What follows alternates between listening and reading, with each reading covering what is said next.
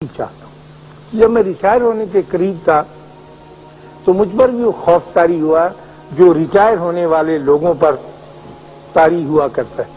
तो मैंने कुदरतुल्लाह साहब से, बड़े नेक आदमी थे, आबिद आदमी, इबादत गुजार और पुराने ICS ऑफिसर, मैंने उनसे पूछा कि सर मैं रिटायर होने वाला हूँ तो मैं क्या करूँ। उन्होंने कहा रिटायर होने का जो खौफ होता है उसका सबसे बड़ा दबाव आपकी जात पर यह पड़ता है कि फिर लोग आप पर तवज्जो नहीं देते, यानी अपना वक्त आपको नहीं देते, आप उनके वक्त के आगोश से निकल जाते हैं। फिर आप क्लब की मेंबरशिप अख्तियार करते हैं, गोल्फ खेलने लगते हैं, जोर लगाते हैं, नए दोस्त बने तो उनके साथ कोई ताल्लुक कायम होता है।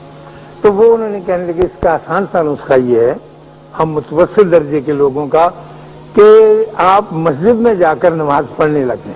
मैंने कहा इसका क्या ताल्लुक, यानी मेरा रिटायरमेंट का और नमाज पढ़ने का, मैंने तो कभी नमाज पढ़ी नहीं थी, लेकिन खैर उन्होंने फरमाया तो मैंने कहा जी पढ़ लूंगा। खैर कहने लगे नहीं मस्जिद में जाकर।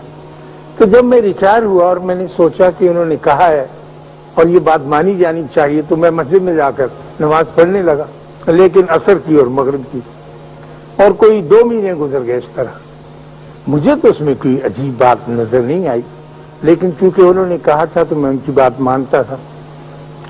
एक दिन मेरी बीवी ये बयान करती है, कहने लगी कि कुछ अजीबोगरीब किस्म के 4-5 आदमी जिनकी शक्लें मैंने पहले नहीं देखी थी, हाथ में छड़ियां लेकर दूसरे हाथ में तस्बीहें लटकाए हुए मेरे घर के दरवाजे पर आए और उन्होंने बेल बजाई।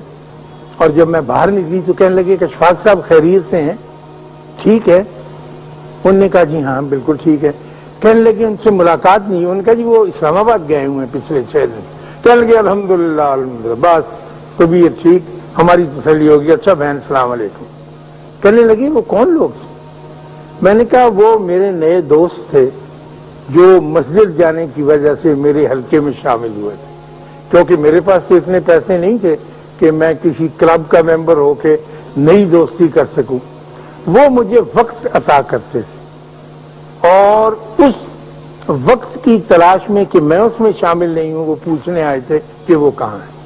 तो इंसान दूसरे इंसान को जो सबसे बड़ा तोहफा अता करता है वो वक्त है। इससे कीमती तोहफा इंसान को दे नहीं सकता।